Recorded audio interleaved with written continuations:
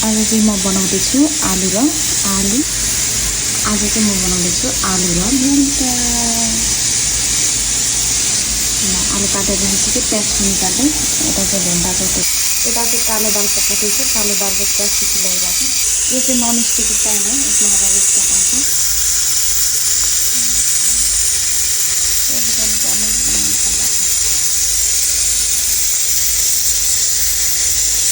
जिरा हालेँ, अब चाहिँ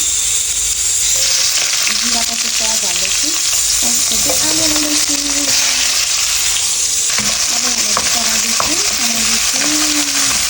त्यसपछि यो भेन्टा पनि हाल्दैछु। अब मजाले चलाउनुपर्छ। यसो ठुल्ठुलो थियो भेन्टा, त्यही भएर अब बिटकोले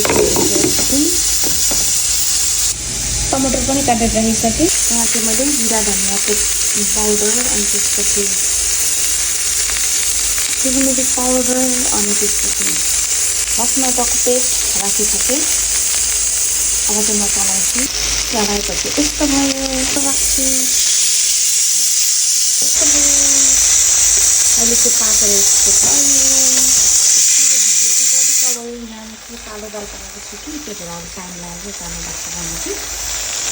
भेन्टा राइस यस्तो भयो।